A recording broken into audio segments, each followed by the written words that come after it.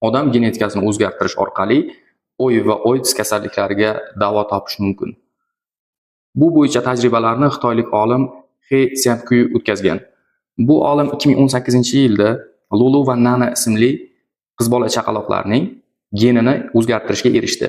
Aynan odamda OIV kasalligi immunitet hujayralari bo'lgan T limfositlarining ichiga kirib, kasallik keltirib chiqaradi. Natijada odamda immunitet tanqisligi sindromi kelib chiqadi.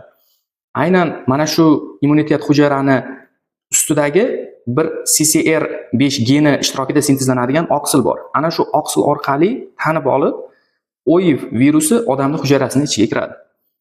Agarda o'sha CCR geni tahrirlanib, o'chirib qo'yilsa, agar odam qoniga virus tushsa ham odamning immunitet hujayralarining ichiga kirib ola olmaydi. Demak, kasallik ham kelib chiqmaydi.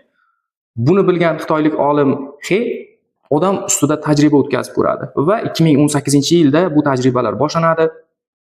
Ikkita chaqaloq qiz farzand tug'iladi. Dastlab Xitoy matbuoti buni juda ham olamshumul yangilik sifatida ommaga yoyadi, lekin xalqaro ilmiy tashkilotlar buni etikaga zid ekanligini va inson ustida bunday tajribalar o'tkazish noto'g'ri ekanligini tushuntirganidan so'ng bu olim 3 yilga ozodlikdan mahrum etiladi va $430 ming miqdorida jarimaga tortiladi.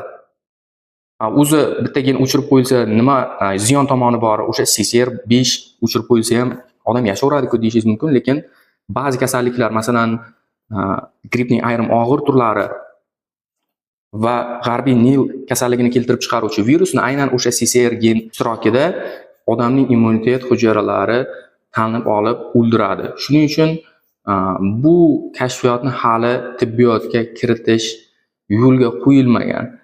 Siz nima deb o'ylaysiz? Odam genetikasini o'zgartirib turib, turli kasalliklarga davo topish, irsiy va yuqumli kasalliklarga davo topish qay darajada to'g'ri? Fikrlaringizni kommentariyalarda yozib qoldiring.